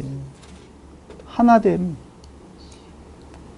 그래서 그리스도가 내 안에, 내가 그리스도 안에요. 떨어질래 떨어질 수가 없다는 거예요. 그러면 그리스도가 우리 안에 있게 되어진 것이 성령의 역사로 말미암아 되어지잖아요. 그리스도를 증거하는, 그것도 나중에 나오게 되어지는데, 그때에 그리스도를 증거하는 성령의 역사로 말미암아 내가 끊임없이 뭐가 되어지느냐? 새로워지는 존재가 되어지는데, 이게 싸우는 거예요, 두 법이. 내가 그리스도에게 떨어져 있으면은요, 아니라니까. 근데 그 싸움이 겉으로는 치열한 싸움에 임해지면 마음에는 평강이 있네, 안식이 있네요. 이게 놀라운 일이죠. 싸움이 치열하면 치열할수록 40년의 그 광야 생활이 고난이 있으면 있을수록 무엇하는 거예요? 더 선명하게 드러나는 하나님의 은혜, 거기 안에 뭐가 있다고요? 안식이 있는 거예요. 그러니까 죄에 대한 치열한 그 율법을 통해서 그 치열한 내 모습을 보는데요. 이러면 안 되는데, 아니요. 다시 시작. 고백하라고요, 다 같이. 이러면 안 되는데, 이렇게 하지 말고 다 같이 시작. 이런 존재구나. 나는 이런 존재구나. 아, 끊임없이 나를 드러내려고 하는 이런 존재 모습이구나. 옛 것이라고 하는 내용이 내 안에서 계속적으로 나를 드러내려고 하고 있구나. 그러니 광야 생활은 필요하다, 안 필요하다? 필요하다는 거예요. 그러니까 우리의 육체의 소욕이 남아있다라고 하는 거, 남겨두는 내용은요, 좋은 거라니까요. 근데 우리는 자꾸 육체의 소욕을 어떻게 하려고 그래요? 제어하려고 하잖아요. 내가 어떻게 해보고 하나님 앞에 깨끗하고 아름다운 영혼으로 가려고 하잖아요. 아니라니까요. 그게 이상하게 예수님 주위에 있는 존재들은 세리와 이것들만 있잖아. 왜요? 그런 상황에 있는 것이 자기의 인생을 포기할 수 있는 것이 되어지는 어떤 모습이지만 꼭 그 자리에 있다고 해서 그런 거 아니에요? 또 빗나간 존재도 있어요? 아, 이거 웃기고 있네. 지가 하나님이 이렇게 살게 도와도 라고 할 수도 있다니까요. 그런 말이 아니에요. 나 없음은 내의 없음을 이야기한다 라고 하는 거예요. 신약 넘어갈게요. 구약 됐잖아요.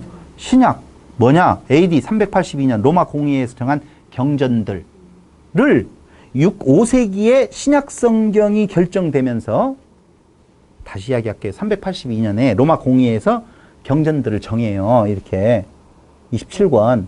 근데 그것을 신약이라고 하는 내용으로 결정을 해요. 그게 5세기 때 일어나는 건데, 그 경전의 경계를 명확하게 하기 위해서, 다시 이야기해서 히브리 성경과 그 경전들을 구분하기 위해서 앞에 제롬이 뭐라고 말했다고요? 구약이라고 했으니 이건 새 언약, 신약이라고 말하자 해서 시작한 명칭이에요.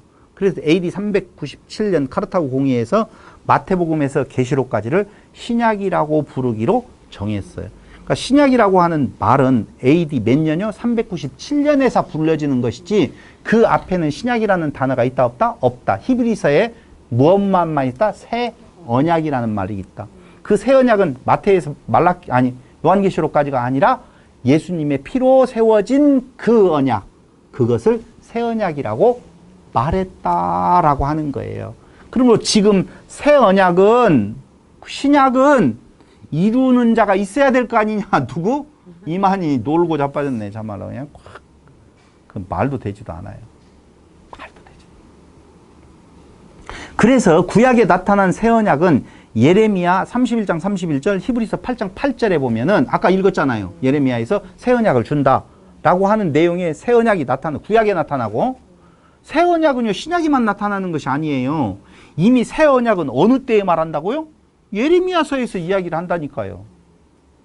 그러면서 신약에 나타나는 새 언약은요, 누가복음 22장 20절, 고린도전서 11장 25절, 고린도후서 3장 6절에서 새 언약의 피로 하나님의 아들이 된다고 말하면서 세례를 받는 자는 그리스도를 입는다. 세례를 받는 자, 세례는 뭐예요? 죽었다가 살아난, 그리스도의 피로 죽었다가 살아나는 것. 여기 하나 찾아봐야 되죠. 갈라디아서 3장 26절로 27절. 갈라디아서, 내일 갈라디아서 할 건데, 갈라디아서 3장 26절로 27절 한번 보세요. 너희가 다 믿음으로 말미암아 그리스도 예수 안에서 갈라디아서 3장 26절. 너희가 다 믿음으로 말미암아 그리스도 예수 안에서 하나님의 아들이 되었으니 누구든지 그리스도와 합하기 위하여 세례를 받은 자는 그리스도로 옷 입었느니라. 여기 잘 나오잖아요. 너희가 다 믿음으로 말미암아 그리스도 예수 안에 하나님의 아들, 예수님을 누구라고 말해요? 하나님의 아들. 근데 그 하나님의 아들은 하나님과 하나예요? 둘이에요? 하나. 그러므로 우리가 하나님의 아들이면 하나님과 하나. 누구든지 그리스도와 합하기 위하여 합하다, 하나로 되어진다. 세례를 받은 자는 그리스도로 옷 입었느니라. 여러분, 그리스도로 옷 입었다라고 하니까 잘 보세요. 어떻게 입어 그리스도의 옷을? 한번 여기 가르쳐 줘봐요. 그리스도로 옷 입었대요. 그 뭔 말이었었죠?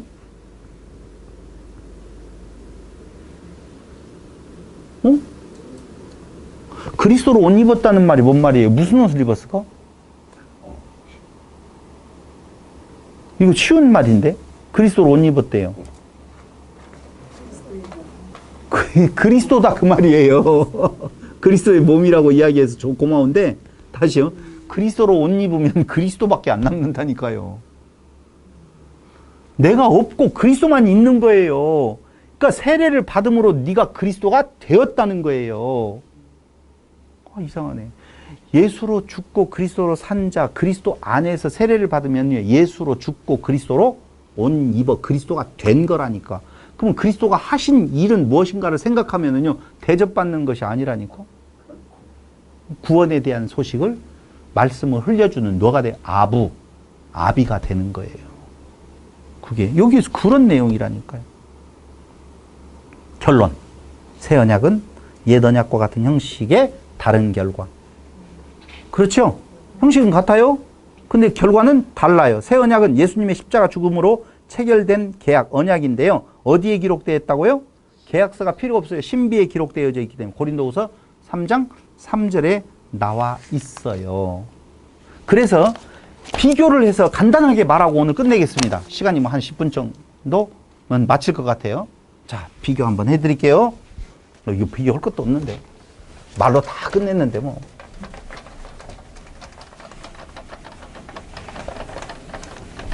오늘 마지막 제가 질문이 여러분들이 잘 이해를 했는지 안 했는지에 대한 내용을 확인하는 것이 되어질 텐데요. 자, 일단 이렇게 보겠습니다. 옛 언약. 여기는 새 언약. 언약의 체결 장소는 어디예요? 그렇죠. 여기는 시내산. 여기는 뭘까요? 골고다. 골고다 언덕. 신성 골고다 언덕에 피 흘림에 대한 내용이 당연히 그렇죠. 두 번째 체결 장소에서 이제는 도장을 찍어야 된다고 그랬잖아요. 도장, 확인 도장, 도장. 여기 확증, 도장. 뭐예요? 짐승의 피. 여기 새 언약에 대한 도장은요? 그리스도의 피. 그럼 체결 장소와 도장이 찍혀졌다라고 하면 효력은 뭐예요? 언약 당사자들의 죄 사함 그리고 거룩이죠. 죄 사함과 거룩. 거룩하지 않으면 거룩한 자를 볼 수가 없다고 그랬어요. 당연히. 인간 계약자의 죄 용서와 거룩 똑같아요. 자, 효력이 이렇게 나타났다라고 보면 결과는요. 하나님 앞에서 먹고 마시고. 하나님 앞에서가 봤다는 거예요. 뵙고를 또 하나 넣을까요? 뵙고 먹고 마시고. 여기에서는요. 하나님 앞에서 먹고 앞에서 먹고 마심. 마지막 하나 문제점이 있어요. 무슨 문제점? 여기는 양심을 온전케 할 수 없어요. 여기는요.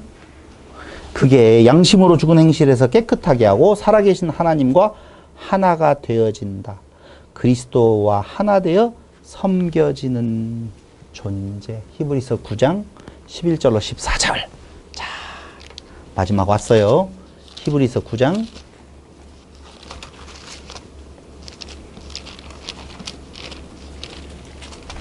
11절로 14절 한번 보자고요.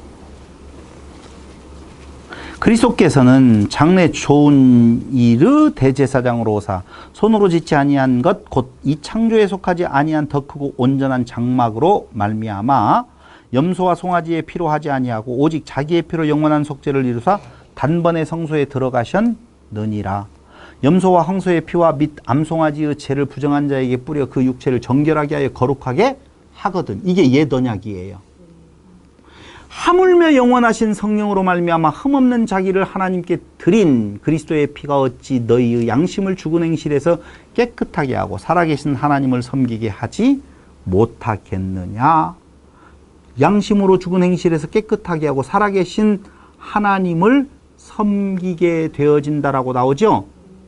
여기에서 그 섬기게 되어진다라고 하는 말이 다른 말로 말하면 섬김을 받게 되어지는, 하나님과 무엇 한다고요? 하나 되어짐이라고 보셔야 돼요. 히브리서 9장 15절을 보세요. 9장 15절.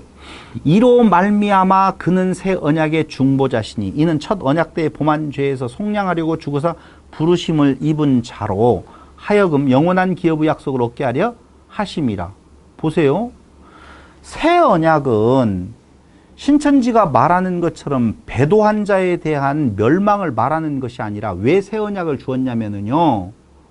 그때 첫 언약, 새 언약의 중보자신 이는 첫 언약 때 범한 죄에서 속량하려고, 그 죄에서 속량하려고 죽으사 부르심을 입은 자로 하여금 영원한 기업의 약속을 얻게 하려 하심이라. 근데 재미난 것은요, 진짜로 그 유대인들을 먼저 부르셔요. 다시 말씀드리면 유대인들을 버려 내치는 것이 아니라 새 언약을 주신 것은 그들까지도 어떻게 해요? 구원하시는 하나님의 뜻이라 그 말이에요. 이걸 이제 그 성전 밖의 존재들하고 성전 안의 존재들하고의 어떤 차이를 지금 이야기를 해야 되는데 오늘은 거기까지 안 가고 15절 다시 한번 봐봐요. 기업 약속 얻게 하려 하심이라 라고 이야기를 하면서 16절 유언은 유언한 자가 죽어야 되나니 유언은 그 사람이 죽은 후에야 유효한즉 유언한 자가 살아있는 동안에는 효력이 없느니라. 그러므로 유언의 효력은 언제 이루어진다고요? 죽을 때 일어나죠. 그러면은 그 언약이 이루어질 때가 있다라고 이야기할 때에 이만희가 이루어진 자라고 보면 그 유언의 효력이 일어나는 것은 이만희가 죽을 때여야 되잖아요. 뭔 말인지 몰라도 돼요. 거기까지 가면 머리 아파요. 히브리서 9장 13절 제로, 짐승의 제로도 효과가 있었는데 하물며 그리스도의 피로 그 죄를 없이 하지 못하겠느냐. 이게 결론이라 그 말입니다. 옛 언약과 새 언약의 차이 하나 딱 있어요.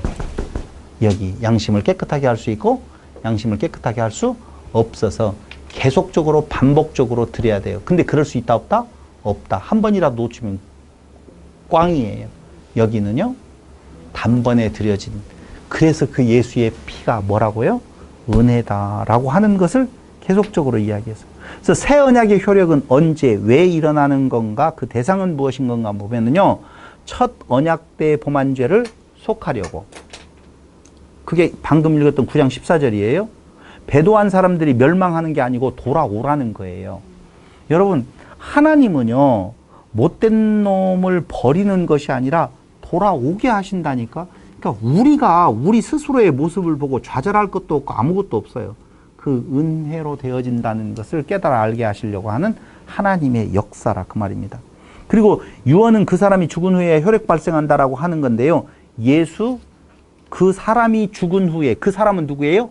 예수의 피 흘림, 2000년 전에 이미 그 그 효력은 뭐 됐어요? 발생되어졌는데 여기 중요한 것은 2000년 전에만 발생되어지는 것이 아니라 영원한 죽으심은 어느 때에도 그 예수 이전에도 그 하나님의 새 언약, 당신의 피로 드려지는 그 약속 안에서 하나님의 창조는 이루어진다 그 말이에요. 그러니까 새 창조는요 어디에서만 이루어지는가? 신약 시대에만 이루어지는 것이 아니라 어느 때예요? 구약 시대에도, 우리가 말하는 구약 시대에도 새 창조가 이루어지고 있다는 거예요. 이게 중요한 내용이라니까. 정확하게 말하면은요 각각 개인들에 대한 창조가 이루어지기 때문에 지금도 하나님은 무엇 하시는 거예요? 일하시는 거예요. 그게 예수님께서 말씀하시기를 뭐라고 하느냐, 왜 안식일에 일하느냐라고 이야기할 때 아버지께서 지금도 일하시는데 나도 일한다 이야기하잖아요. 아버지는 쉬고 계셔요? 일하고 계셔요? 대답 잘하세요. 아버지는 지금 일하고 계셔요? 쉬고 계셔요? 무슨 일하고 계셔요? 창조의 일을 하고 계셔요. 그럼 창조 다 끝났잖아. 창세기에서 창조 끝났잖아요. 이제 안식에 들어가 계시고 우리만 안식에 들어오라고 해야 될 거 아니에요. 아니에요. 하나님은요 지금도 그때부터 일하시고 지금도 일하시고 계속 일하셔요. 그 일이 뭐예요? 창조의 일인데 그 창조의 일이 개개인 창조에 대한 내용들을 말하는 것이다 그 말입니다. 그 창조는 예전에도 있었고 지금도 있었고 앞으로도 있을 거예요. 그렇기 때문에 예수님의 재림은 알 수 있다 없다? 이렇게 이야기하면 위험하지만 예수님의 재림은 온전하게 이루어지는 완전 극치의 상태가 이루는 때가 있어요. 극치의 상태가 이루는 때가 있는데 그 예수님의 재림은요 이미 모든 자들에게 개인적으로 다 임한다니까. 오이씨 큰일 났다 이거. 나 감당이 안 된다. 마태복음 24장에서 다시 풀어야 되겠다 이거. 이거 어쨌든요. 그래서 베드로전서 1장 2절 한번 보세요. 베드로전서 1장 2절 그거 보고 베드로전서 1장 2절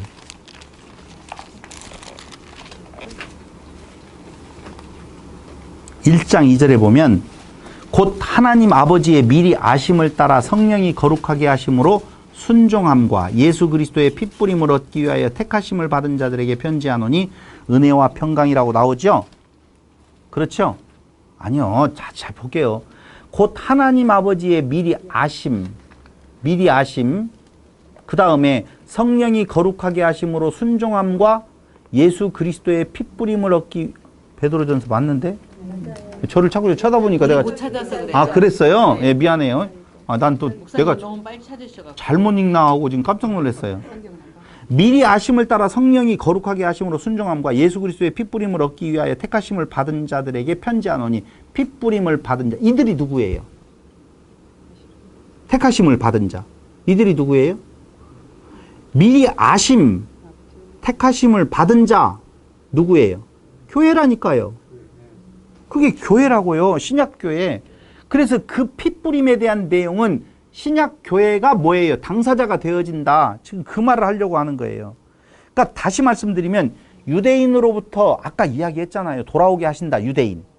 그 다음에 새로운 존재들 교회 이방인에게 전해진다. 그 모든 존재가 다 계약 뭐예요? 당사자예요. 유대인과 헬라인을 구분한다 안 한다? 안 한다는 거예요. 근데 거기에 미리 아심과 뭐가 나오죠? 택하심이라고 나오잖아요. 언제? 미리는 언제예요? 택하심은 언제예요? 미리와 택하심이 언제냐 이거예요. 이게 머리 아프다라고요.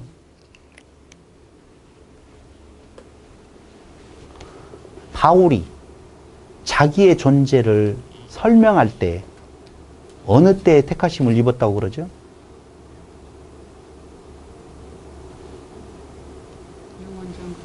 언제 그게 나와요? 그런 말 안 나와요. 엄마 뱃속에서라고 이야기해요. 엄마 뱃속이라고 이야기해요. 그러니까 여러분 자꾸 창세 전이라고 하는 내용을 창세 전을 어디에요? 만물 창조에 그 세상의 처음 시작점 그 전에 택하심을 입었다라고 하는 예정이라고 하는 것을 이야기하는데 그게 아니고 창세 전 내가 만들어지기 전 내가 나를 만들기 시작할 때에 이미 하나님께서 뭐가 됐다고요? 아시고 택하셨다 그 말이에요. 그 전체적으로 여기 요렇게 그려놓고 여기에서 택했다라 너는 천국 갈 놈, 너는 지옥 갈 놈. 이런 하나님 아니시라니까. 모든 존재가 다 창조 처음 시작할 때에 하나님이 어떻게 해요? 택하시고 미리 정하신다니까. 내가 알 수 있다고 없다고요? 없다고요. 근데 우리는 예정만 나오면 벌써 예정을 말하는 나는 어디에 있어요? 택자. 이쪽으로 가 있다니까. 그래놓고는 이제 니나노 일일이야. 하나님은 여호와시니까 무슨 일이 있어도 난 간다. 그러니까 편안하다. 무엇을 안 해도 좋다. 이게 말씀운동 개념으로 막 가버리고 있다니까. 깨어있음이 없어요. 뭐가 어쩌고 됐어. 나 다 알아. 많이 들었어. 언약성취 하나님은 여호와 예수는 그리스도. 됐잖아. 그 정도면. 너나 더 열심히 공부하셔. 이거 그거 다 끝났어. 뭔 소리라고 했어요. 깨어있으라는데. 깨어있으라는 말이 뭔 말인 줄 아세요? 우는 사자, 도적이 우는 사자와 같다고 했던가요? 뭐가 우는 사자와 같이 우리를 삼키려고 한다고 그러죠? 그게 어떤 존재예요? 막 마귀가 뿔 달려가지고 밤에 와가지고 이렇게 살았어야 되겠느냐? 이게 아니에요. 뭔 줄 아세요? 천사로 변장을 해서 와요. 이렇게 살았어야 되겠어? 이게 우는 사자같이 우리를 움켜잡으려고 하는 거예요. 그 말을 하는 이유는요. 예수 피로 되는 줄 알아? 아니야. 너도 뭔가 해야 될 거 아니야.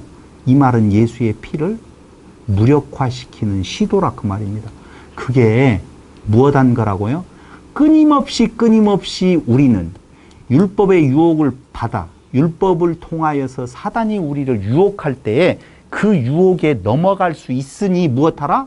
깨어있으라. 원래 열천에는 다 잤어요. 다 잤어요. 근데 등불 준비하라고 그러잖아요. 등불은 뭐예요? 기름 준비하라고 그러잖아요. 성령이라고 말하죠. 성령이 하시는 일은 뭐예요? 예수 증거지요. 예수 아니면 안 된다는 거예요. 근데 저들이 그 기름을 사러 가겠다라고 사요. 내가 뭔가 해보겠다는 거예요. 이미 떠나고 문 닫히면 끝장이에요. 아무리 발버둥을 치고 홍수가 막 왔었을 때 막 엄청나게 별로 높지도 않아요. 몇 미터? 몇 미터였었죠? 7미터 정도가 됐었죠?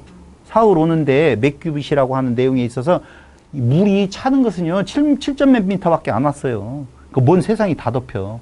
그런 말이 아니라니까요. 근데 여기에서 중요한 것은 아무리 방주가 떠서 있는데 밖에서 헤엄치고 문 열어줘. 나는 아직 살아있어. 안 봐요. 왜요? 창을 저 위에 한 큐빗에다만 냈거든. 그 큰 배 45cm 밑에다가 내놓고 밑에서 발악을 하든 뭐가 났든 들리지도 않아요. 그냥 그렇게 가는 거예요. 하늘만 보는 거예요. 없어요. 그런 거. 주여 주여 그때 그 말이에요. 주여 주여 한다고 해서 그러가지 못한다. 근데 진짜 5처녀가 왜요? 주여 나 빨리 문 닫혔다 그렇게 말하잖아요. 닫히면 열자? 없어요.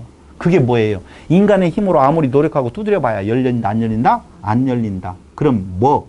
기름, 성령. 성령은 뭐? 예수. 오직 예수. 예수밖에는 없다는 거예요.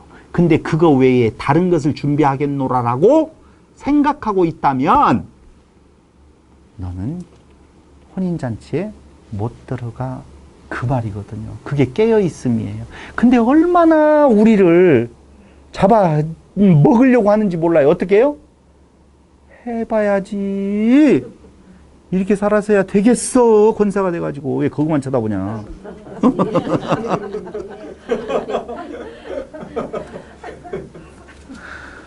아니에요. 결론. 진짜 결론이에요. 구약과 신약의 결론. 에덴, 성막, 성전은 결국 교회. 하나님이 창조하셨다.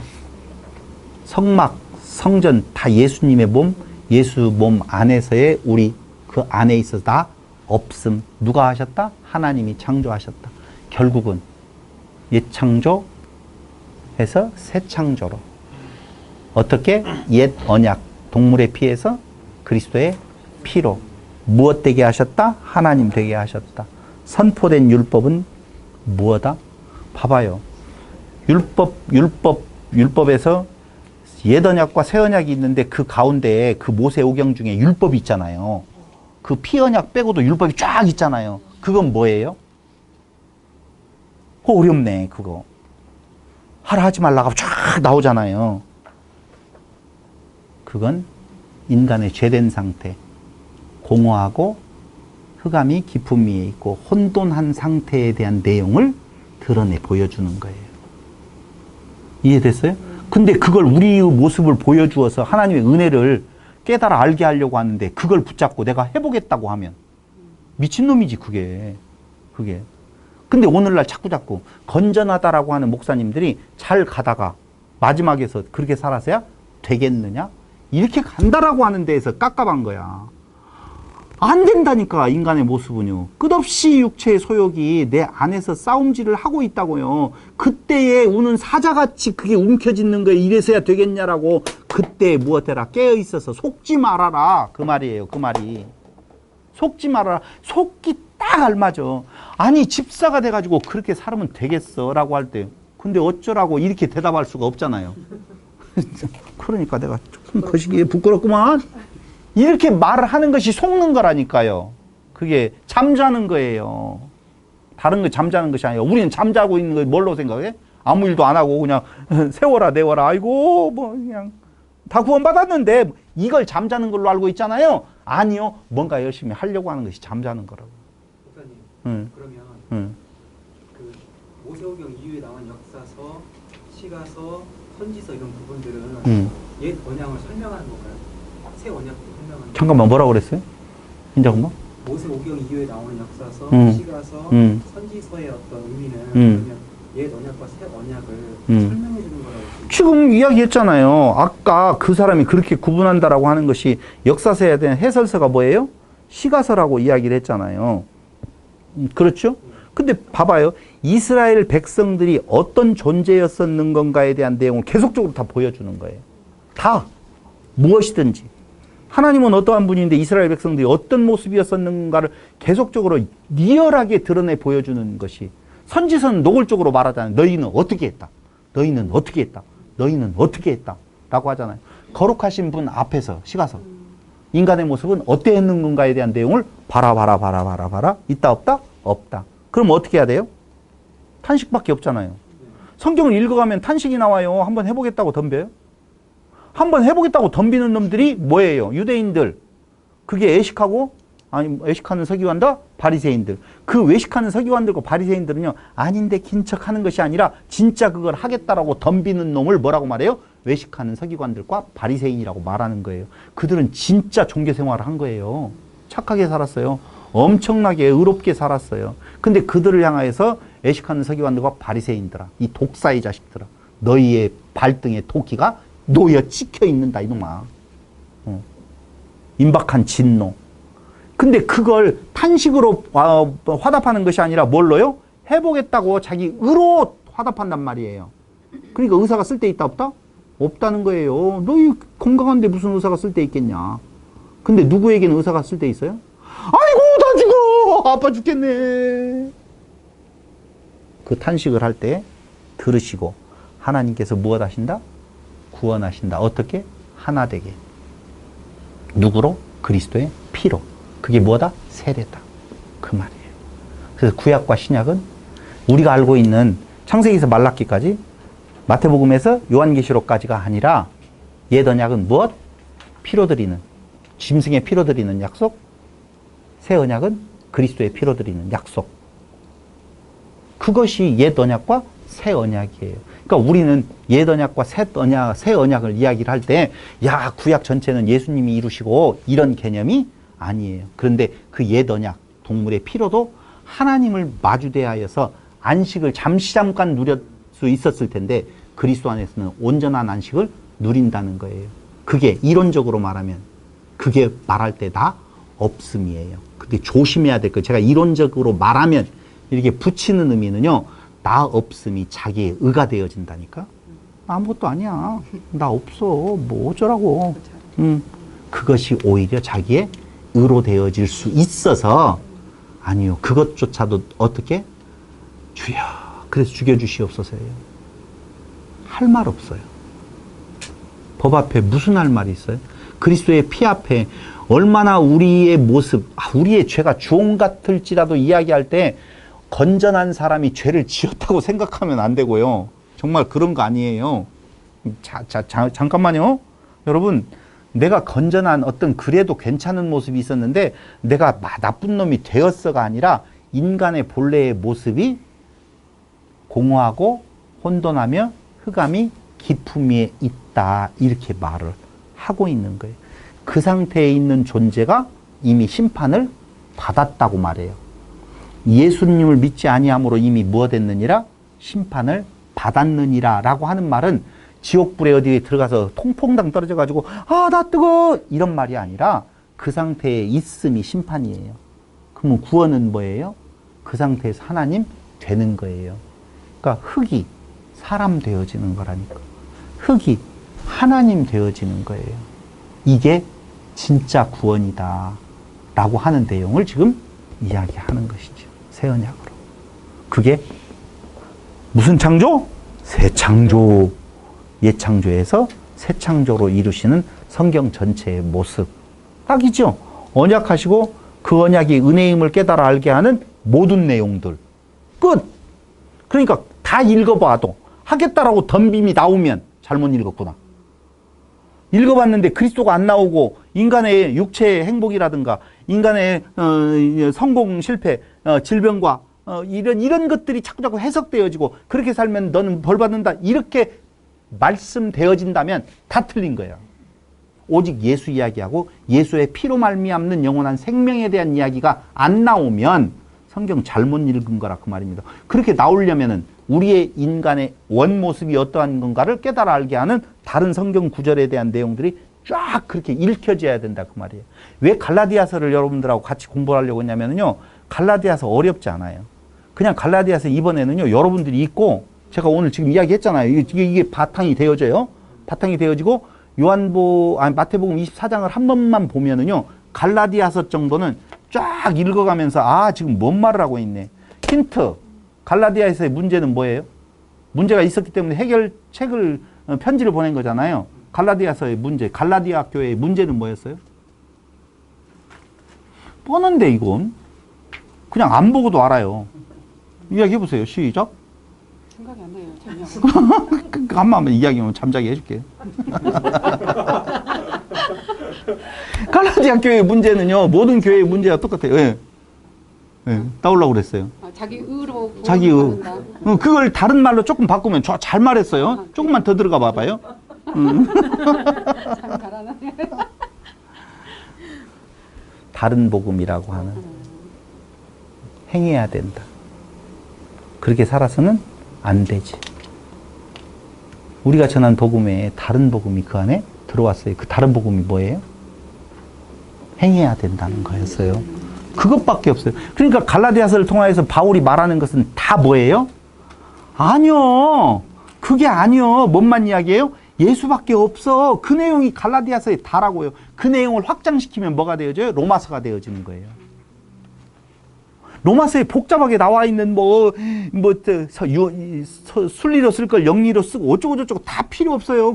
그냥 읽어서 읽어지는 대로 뭐예요? 행위로 안 되는 거구나. 예수님의 피로 되는 거구나. 그거 외에는 다른 복음이 없구나. 그냥 눈 감고 로마서 읽겠습니다. 다 들어왔네요. 예수밖에 없다네요.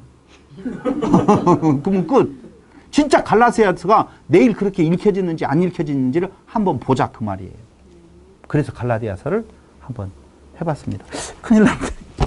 오늘 이러면 오늘 마태복음까지 끝내려고 그랬는데 마태복음 내일 하고 하면 교회가 갈라진다는 그러니까요. 하박국은 호박국 끓여 먹으라는 말로 들려지고. 딱 우리 수준의 개그네요. 아니 죄송해요 여러분. 이렇게 말하면 넌 성경이 통달했냐라고 말할까 봐 조심스럽지만 성경이 그렇게 어렵지 않아요. 어렵게 보고 어렵게 나누고 어렵게 단어를 풀이하고 이렇게 가는 것은요. 우매하게 만들려고 못 보게 하려고 하는 사단의 역사로 보시면 돼요. 그렇게 복잡하지 않아요. 바울이 자기의 사도권을 변호했다라고 하는, 내가 사람으로 말미암도 아니요 뭣도 아니요라고 하는 내용은요, 난 사도다라고 하는 것을 그렇게 말한다라고도 이야기하죠.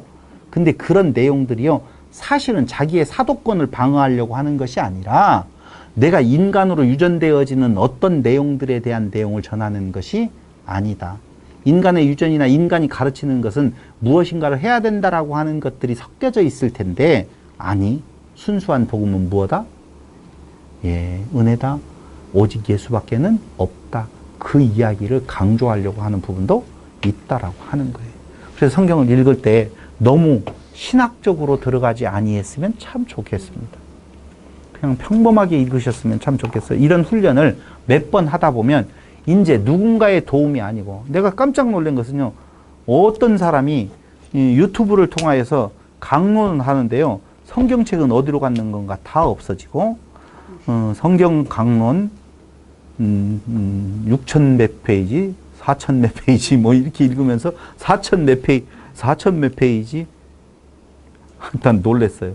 그리고 그걸 읽어가면서 그 내용을 풀이하는데, 그분은 그거 없으면 어떻게 성경책을 갖고 강론할지 내가 참으로 답답한 노릇이더라고요. 답답한 노릇.